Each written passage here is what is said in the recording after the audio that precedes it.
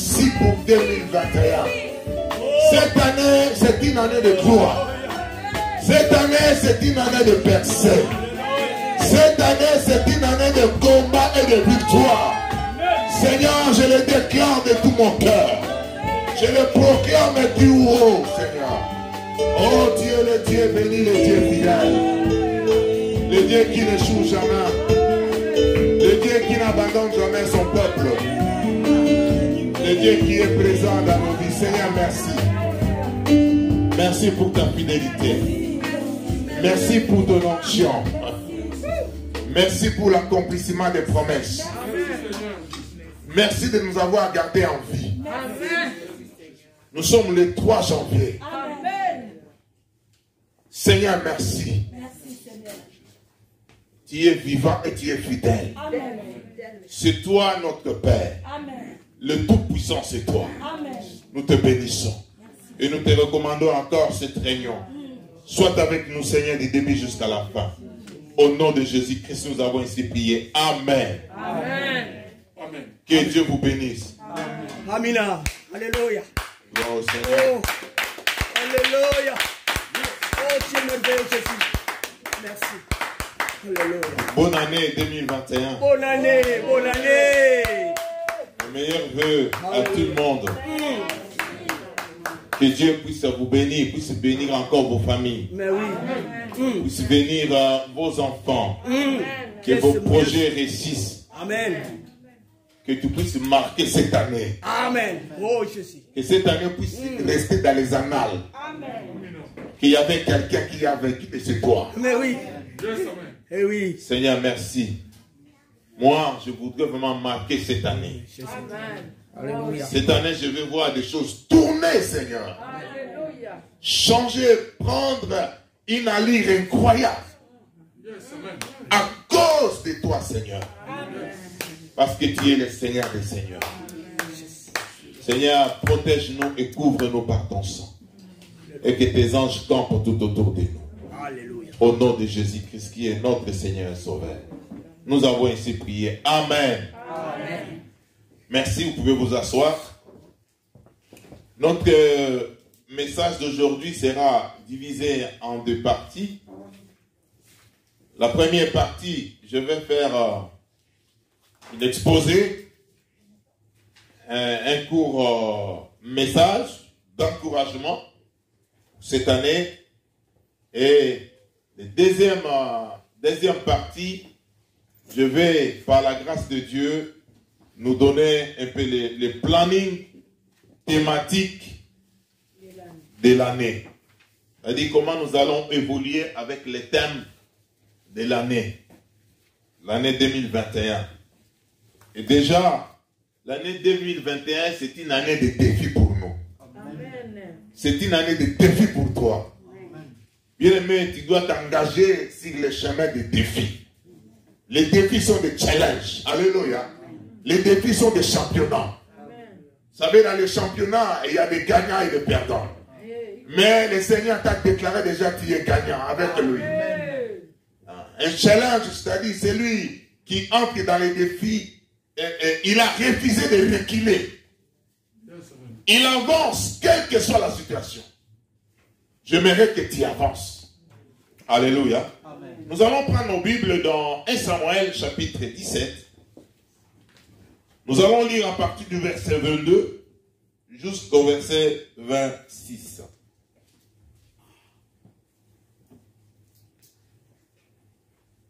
« 1 Samuel chapitre 17, verset 22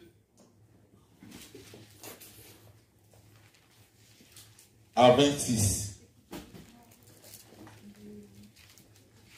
Je fais la lecture.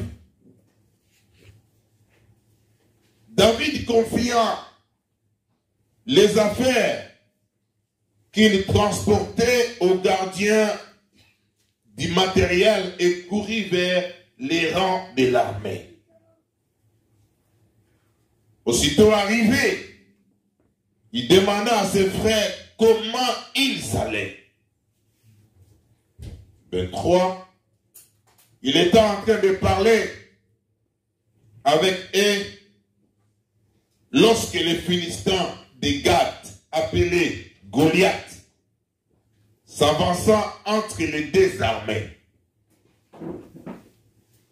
Hors des rangs des Philistins, il tint le même discours que les autres fois. Et David les entendit. À la vue de cet homme, tous les Israélites prirent la fuite et firent remplis de peur. Chacun disait, avez-vous vu s'avancer cet homme? C'est pour jeter un défi à Israël qui sait avancer. Si quelqu'un les tue, le roi les comblera de richesses.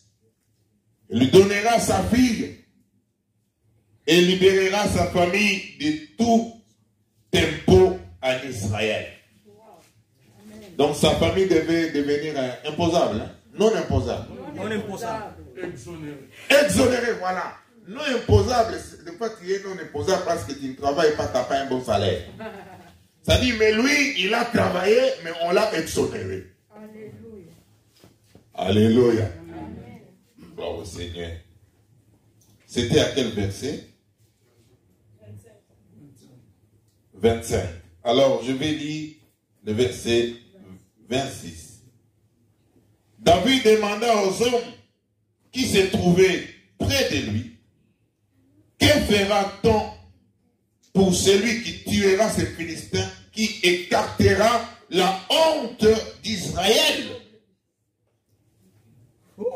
Qui est donc ce Philistin, cet incirconcis, pour insulter l'armée du Dieu vivant? Frère, il y a beaucoup de choses qui ont insulté l'Éternel des armées dans ta vie. Depuis que tu es né, depuis que tu t'es marié, depuis que tu es arrivé en Christ, beaucoup de choses, beaucoup d'événements que nous appelons aujourd'hui des géants, des champions, des Goliaths, ils ont insulté le Dieu d'Israël, ton Dieu. Ils ont méprisé ton Dieu. Et les gens commençaient à se moquer de toi. Parce que tu grandis, tes enfants grandissent ou toi-même tu grandis de maladie en maladie. Les années passent en difficulté en difficulté. Tu mènes une vie chrétienne de gauche à droite. Tu n'arrives pas à avancer, à progresser. Tu n'arrives pas à s'approcher convenablement de Dieu. Une vie de honte, une vie de misère, une vie de souffrance, une vie de peur.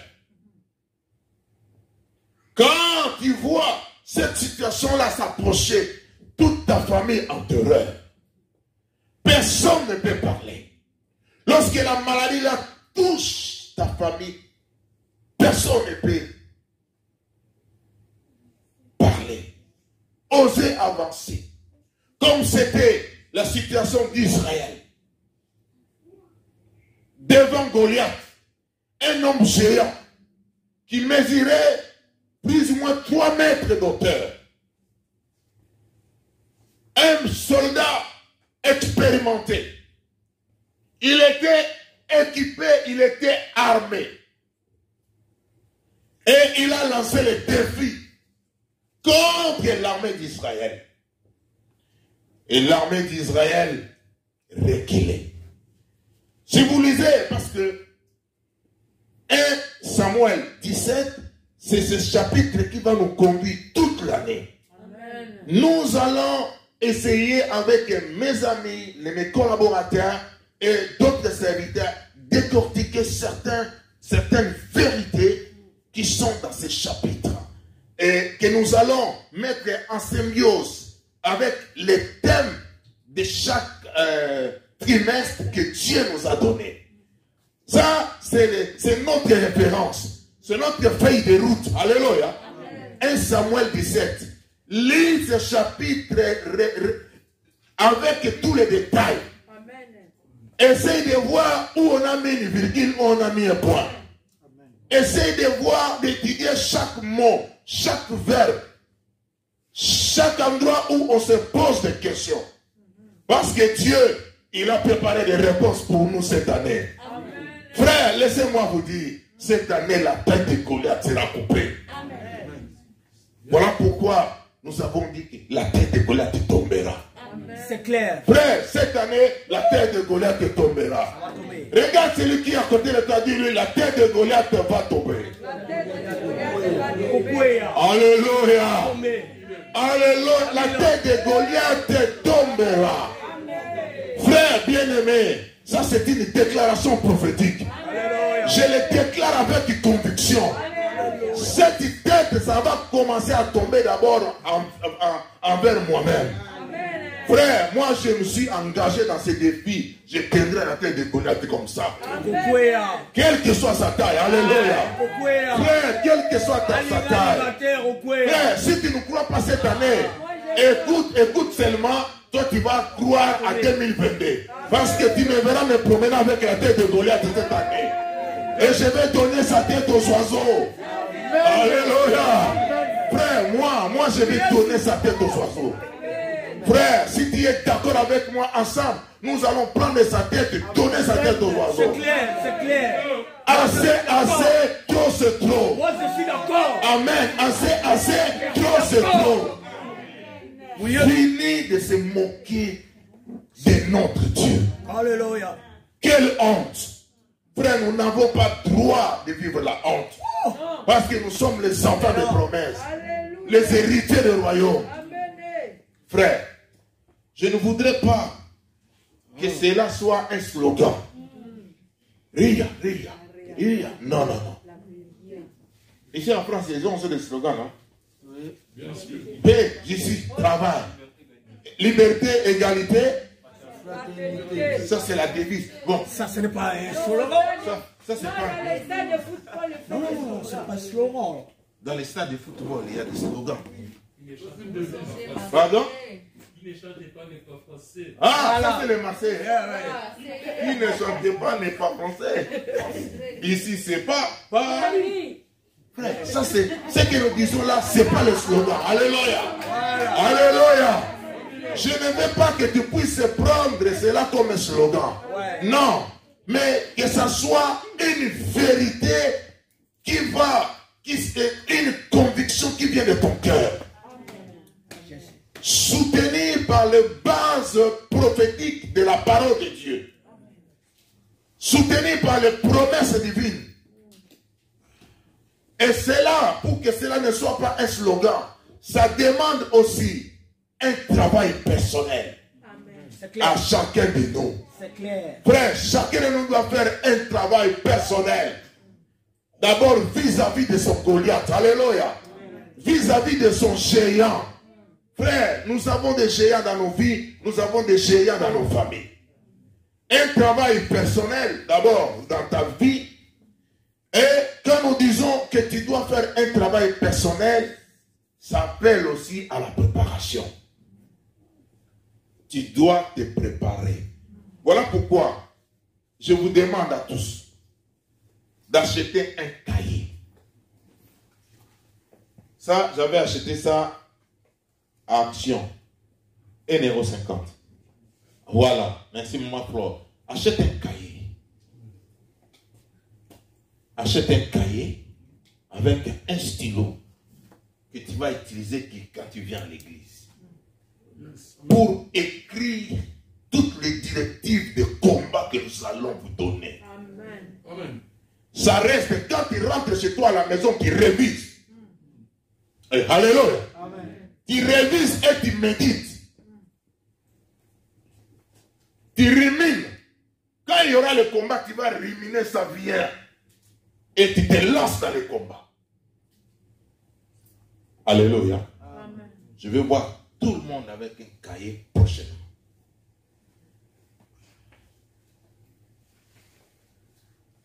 Bien-aimés dans le Seigneur, Nous devons nous préparer et avoir les équipements appropriés pour faire face cette année à ces Goliaths. Vous savez, ce texte nous parle de beaucoup de choses. Je ne saurais pas tout épingler. Ici, je vais dire l'essentiel. La guerre entre Israël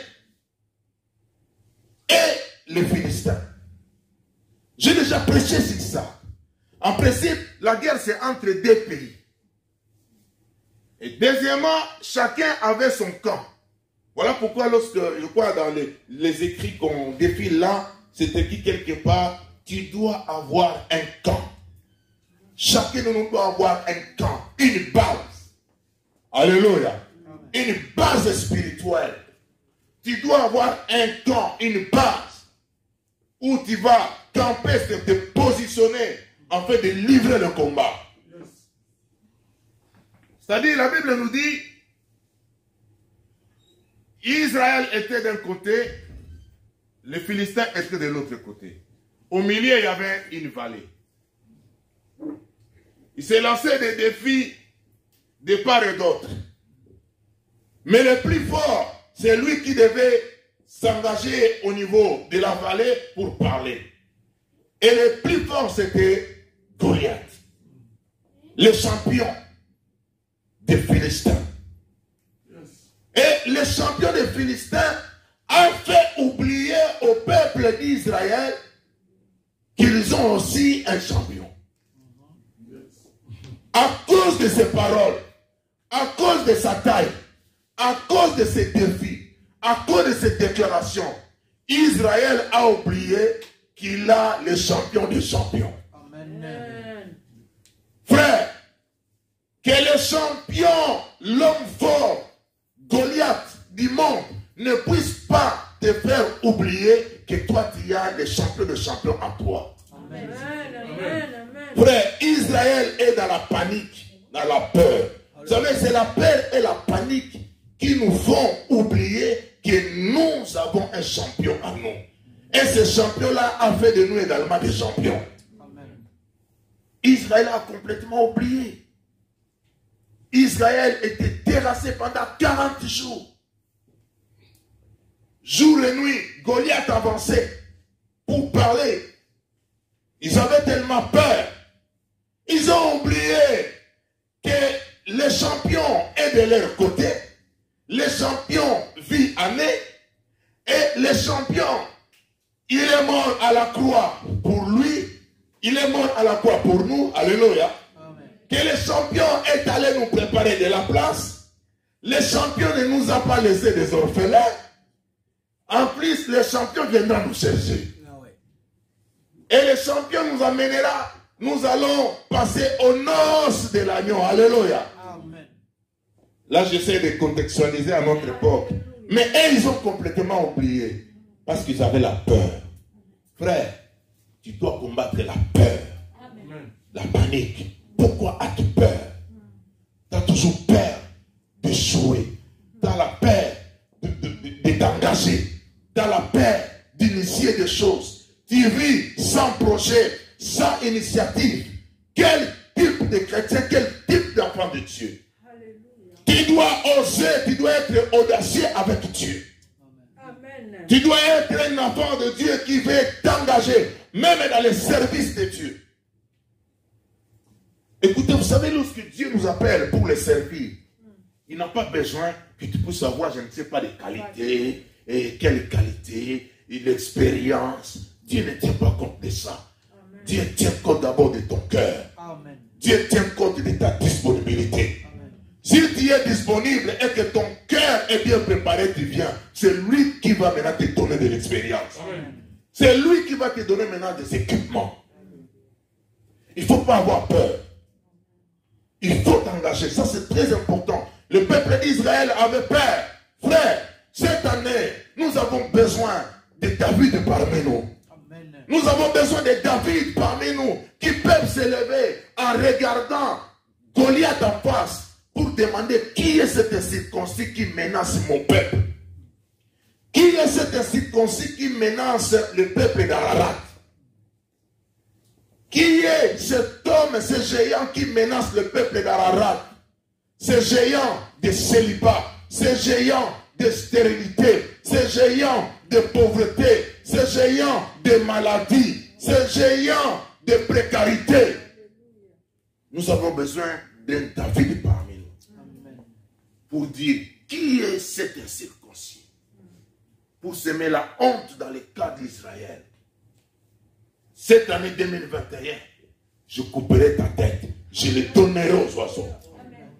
Alléluia. Alléluia. Bien-aimés dans le Seigneur, pour affronter Goliath, il faut respecter certaines conditions. Lui, il a posé. Vous savez, dans ces combats de Goliath, comme j'avais dit, le combat était de deux camps, des armées contre eux. C'est-à-dire l'armée d'Israël contre l'armée des Philistins. Mais lui, l'homme fort, le géant Goliath, il a changé les donnes. Il a dit non, on ne va pas faire le combat de cette manière. Vous faites sortir une personne qui va se battre pour le compte de votre camp. Moi, je vais me battre pour le camp des Philistins. Celui qui va gagner, il va donner la victoire à leur camp. Donc le combat a quitté l'aspect collectif, c'est devenu un duel entre deux personnes. Alléluia. Parce que les enfants d'Israël, ils comptaient dans l'esprit de masse, le groupe. Ah, nous allons aller à l'église. Quand on va demander de prier, ah, je sais que le frère là, quand il va prier, moi je fais semblant comme si j'ai prié. Non. La stratégie a changé. Alléluia. Il dit, ah non, nous sommes à l'église. Quand on va demander lesquels sont les gens qui vont donner à Dieu, je sais, écoute, moi je ne peux pas m'élever le premier. Je vous vois. Quand 3 personnes sont passées, c'est fini. Ça va faire comme si moi aussi j'étais passé. Goliath a changé les choses. Il dit fini l'esprit d'équipe. Bon, entre guillemets, équipe, non. Fini l'esprit dans... Pas d'équipe, pas d'ensemble. De foule. Mais fini l'esprit de masse. Maintenant la guerre est individuelle. On verra bien le combat. Qui va commencer le premier coup? Tous les soldats qui avaient l'expérience, lorsque Goliath sortait, il parlait et il reculait. Mais David, lorsqu'il est arrivé sur le champ, parce que c'est son papa qui l'a envoyé, il revenait de la forêt où il était en train de paître les brebis, le troupeau. Frère, vous savez, Dieu peut te récupérer à un endroit que les gens minimisent pour te propulser devant tout le monde. Amen. Ça, c'est ce que Dieu fait. Alléluia. Voilà pourquoi notre destinée est entre les mains de Dieu. C'est comme ça, même dans le travail, frère. Je vais souligner quelque chose. On te donne un travail, je ne sais pas dans ton entreprise, que tout le monde méprise. On te met là-bas, fais ce travail bien. Fais ce travail de tout ton cœur. Ton élévation peut venir de là. David, il arrive avec le pain, il donne aux gardiens qui s'occupaient des militaires. Il se dirige vers ses frères pour les saluer s'ils étaient à bonne santé. Goliath surgit. La Bible dit, Goliath commençait à parler, à lancer les défis comme autrefois. C'est-à-dire, il a déjà fait 40 jours. Personne ne pouvait sortir pour dire non, faire face à Goliath. Et voilà, David, la Bible dit, David les entendit. Il a entendu ces propos. Frère, il y a certains propos que les gens disent, ça doit te révolter. Ce que les gens prononcent contre même ton Dieu, contre toi, ça va te faire révolter pour entrer en combat dans la prière et que les choses changent. Alléluia. Alléluia. Amen.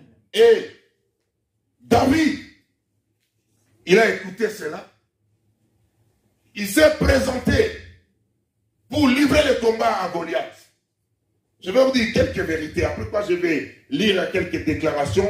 Bon, les déclarations, on va laisser, on entrera dans le planning thématique de l'année, qui vont nous donner les équipements pour faire face à Goliath.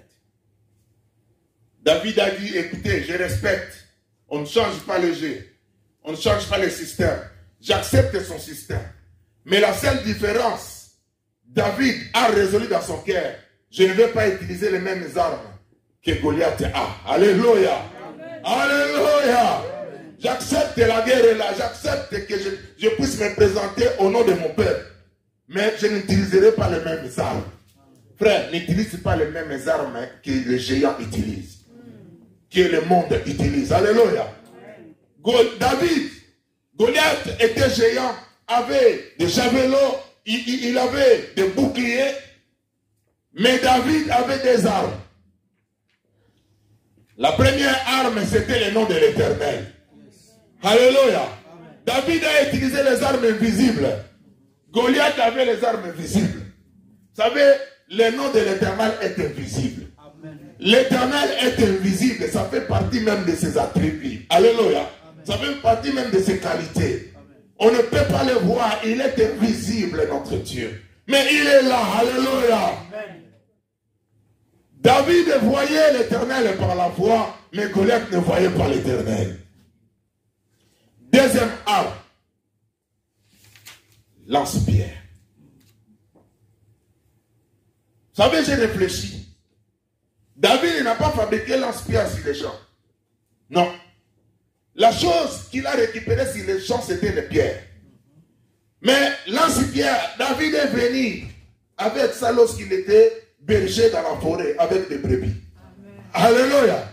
C'est pour dire, les combats de cette année doivent se préparer dans les secrets. Amen. Frère, tu ne viens pas préparer les combats devant Goliath. Les choses se préparent dans les secrets.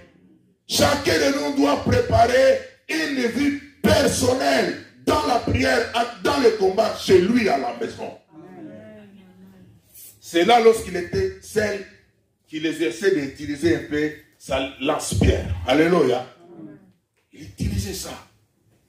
Et avant même cela, lorsqu'il a pris l'engagement, il dit que moi je vais faire face à Goliath. Saoul a dit, non, tu es jeune. Cet homme, il a l'expérience. C'est un homme armé. Il a l'expérience et depuis longtemps il se bat. Moi je sais que la situation là, qui te dérange, qui dérange ta famille, a de l'expérience. Ça fait longtemps que ça a commencé à déranger ta vie, à déranger ta famille, à déranger ton avenir. Et aujourd'hui, toi, tu prends l'engagement, tu dis 2021, il tombera par terre. Le diable commence à te susciter aux oreilles. Est-ce que tu sauras? C'est un problème depuis tes ancêtres. C'est le problème familial. Ça fait longtemps, tu penses qu'aujourd'hui, toi, tu écoutes le pasteur, là, ce qu'il dit. Hein? Le diable commence déjà à parler. Il commence à susciter dans tes oreilles. Est-ce que tu sauras, frère? Moi, j'aimerais te dire, ce n'est pas à cause de ta force, mais c'est à cause du nom de l'Éternel. David dit, quand j'étais dans la forêt, j'étais en train de perdre les troupeaux. Lorsqu'un lion venait attraper la brebis, j'ai récupéré la brebis dans la gueule du lion. Même l'os. Oh! Saoul a écouté ce témoignage. Il dit, ok, c'est bon, on te laisse, mais je te donne mes armes, mes armées. Je te donne. Prends les javelots. David a essayé de dire, non, pas ça. C'est même mes armes, c'est ce que Goliath a. Moi, je vais changer de stratégie. Cette année, on va changer de stratégie. Alléluia. On va utiliser des armes invisibles. Troisième chose. Les enfants d'Israël avaient peur de Goliath. Vous savez pourquoi? Parce que Goliath était grand, était géant, était fort. Lorsque les enfants d'Israël regardaient Goliath, ils voyaient la grandeur. Ils voyaient un homme expérimenté. Mais lorsque David regarde Goliath, il dit, cet homme, c'est une bonne cible. Parce que si je tire, je ne peux pas l'attraper. Je ne peux pas rater parce qu'il est tellement grand. Il est tellement énorme. Je peux fermer les yeux, je lance, ça va le toucher. Non, vous n'avez pas compris. Je répète. Lorsque les enfants d'Israël regardaient Goliath, ils voyaient que c'était un homme grand, un homme fort. Mais lorsque David regarde Goliath, il dit tellement qu'il est grand, si je lance une pierre, ça ne peut pas rater. Ça va le toucher du fait qu'il est tellement grand. Alléluia. Qu'est-ce que je veux dire par là? Nous devons changer notre façon de voir des choses. N'appelle pas malédiction ce que Dieu appelle bénédiction. Amen. Alléluia. Tout le monde appelle que ça c'est échec. Mais quand tu regardes très bien, toi tu dis que ça c'est la réussite. Parce que la réussite vient par les échecs. Celui qui a échoué aujourd'hui, demain il peut gagner parce qu'il a tiré l'expérience. C'est-à-dire notre façon de regarder des choses doit changer. Alléluia. Celui que tu négliges aujourd'hui, tu ne connais pas son lendemain. Quand tu vois la situation qui se complique aujourd'hui, ne te limite pas à regarder cette situation. Regarde un peu demain ce qui peut se passer. Regarde l'Éternel ce qu'il est capable de faire. De façon différente. Israël voit un homme géant et il recule. David voit que ça c'est une bonne cible. Parce que si je tire, je ne peux pas rater. Si c'était un petit oiseau comme ça, si c'était un homme chétif comme moi, ça pouvait aller à côté. Mais lui, comme il est grand, ça va le toucher. Ça c'est quatrièmement, chaque homme fort, chaque situation difficile, compliquée, a des parties, a des faiblesses. Il y a des parties fragiles. Il faut seulement devenir un tireur d'élite. Il faut devenir un professionnel. Il faut savoir où tu dois tirer. Alléluia. Cette année, tu ne dois pas gaspiller de munitions. Un coup KO. Alléluia. Frère, on ne gaspille pas. Dieu nous donne 5, on va gaspiller seulement, on va tirer une seule pierre. Ça va toucher à la place qu'il faut, il sera par terre. Nous allons garder les 4 pierres.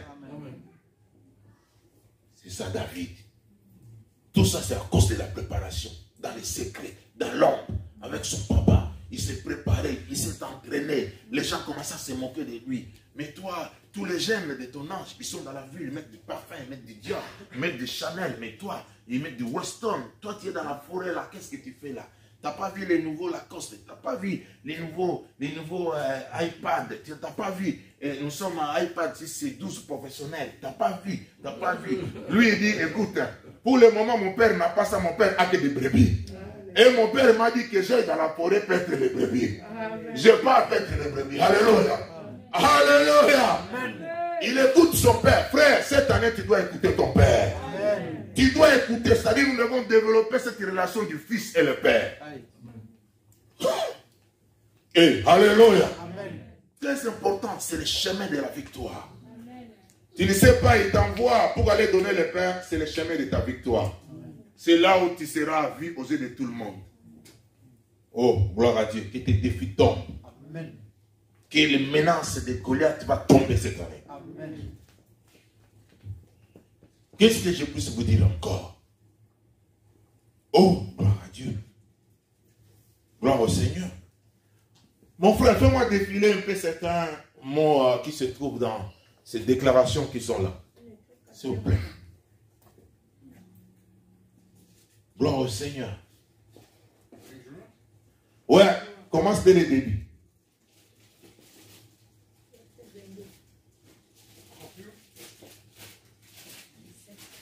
Non, pas les versets bibliques. Voilà les messages que je t'avais donnés.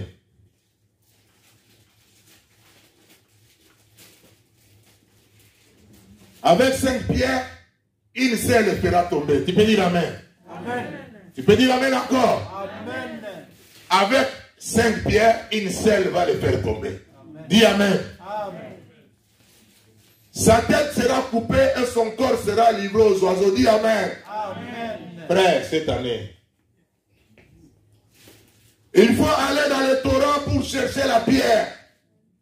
Vous savez, David, lorsqu'il est arrivé, il avait la lance-pierre, mais les pierres, il est allé les chercher dans le torrent. Le torrent, c'est-à-dire, c'est une source d'eau qui coule. Et il a trouvé des pierres très polies, préparées déjà par l'eau. Alléluia. C'est-à-dire, le torrent, c'est le lieu de prière. C'est là où nous devons chercher nos armes. C'est là où nous devons chercher nos pierres. Devenir un lanceur de pierres d'élite. Frère, tu ne lances pas n'importe où, tu lances à la cible. Et quand tu vois la cible, tu lances à la place qui te convient. Là où il y a des faiblesses. Cibler Goliath à son point le plus faible. Ne pas porter les habits de Saoul.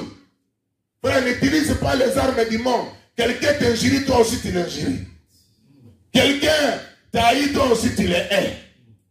Quelqu'un te fait du mal, toi aussi tu le fais du mal. Non. La Bible nous dit, ne rendez pas le mal par le mal. La Bible dit, si nous avons l'occasion de faire le bien, fais le bien. Et alléluia. Amen. Ne pas accepter que le nom de l'Éternel soit injurié.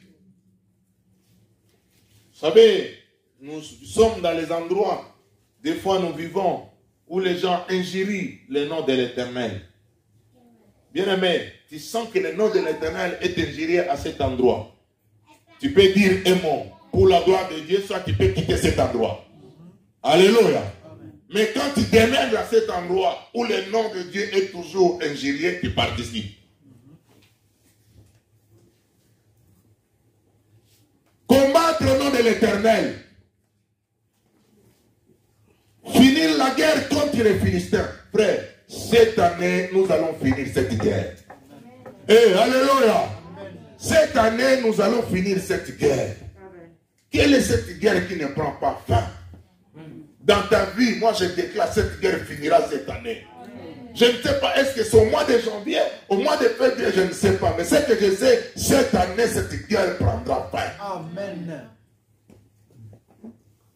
Tu dois avoir un camp, une base militaire spirituelle, qui est ton église, qui est aussi un groupe dans l'église, un département où tu dois servir, où on va s'occuper de toi de façon particulière.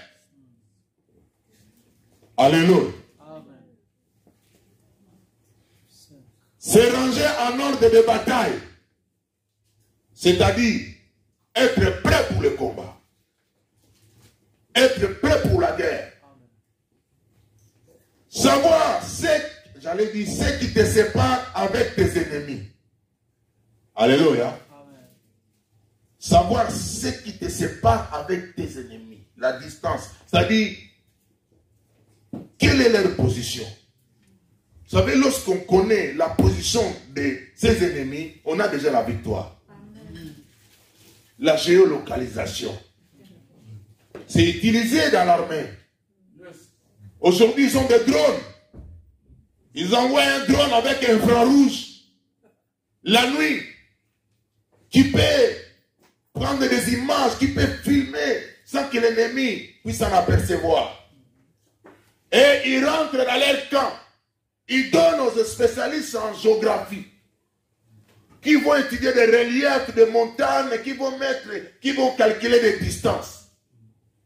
Quand ils connaissent déjà la position comme ça, ils n'ont pas besoin des fois de faire la guerre face à face par terre. Ils appellent des physiciens et spécialistes en lancement de projectiles. Ils calculent. Ils disent celui qui est là à 2 km. À quelle vitesse tu dois tirer le projectile? À quel angle pour que ça tombe à 5 km? Frère, ça existe ça. Alléluia. Oui, nous avons utilisé ça à l'école. Le tir de projectile. Il est là, il va tirer pour que ça tombe là où toi tu es. Là où se trouve l'ennemi. Tout est calculé. Et nous, dans la géolocalisation, nous avons le Saint-Esprit. Amen. Alléluia. Celui qui développe sa relation avec le Saint-Esprit, il va géolocaliser la position de ses ennemis. Ils peuvent être au Congo, à l'Angola, aux États-Unis, ils opèrent la nuit. Il va envoyer les infrarouges, les drones spirituels, les anges qui seront. Tu vas dormir la nuit, on va t'apporter les messages. Par les songes, par les rêves. Alléluia. Tu viens comme ça à l'église, et on t'apporte le message, le pasteur prêche, dit, ah, c'est ma situation. Une sœur te voit et te parle, voilà ce que j'ai vu, c'est ta situation. Parce que Dieu a géolocalisé la position de tes ennemis, il vient te livrer les secrets. Amen. Et après, quand tu livres les secrets, tu prépares maintenant ta lance-pierre. Alléluia. C'est très important, frère. Connaître l'homme fort du camp de tes ennemis. Ouais. Nous sommes en train de parler de Goliath. Mais l'homme fort du camp de l'ennemi, ça peut être une situation personnelle à toi. Ça peut être une situation personnelle à ta famille. C'est lui-là l'homme fort. C'est lui-là le champion du camp de l'ennemi. Qui terrasse toujours ta vie, ton avenir. Connaître les armes de tes ennemis. Qu'est-ce qu'ils ont? Parce que David a dit à Goliath, toi tu viens avec moi avec les javelots. Alléluia. Il connaissait, non, qu'il avait les javelots. Il dit, mais moi, je viens avec le nom de l'Éternel. Amen. Savoir agir face aux défis. Frère, nous avons beaucoup de défis dans la vie. Cette année, c'est une année de défis. Amen.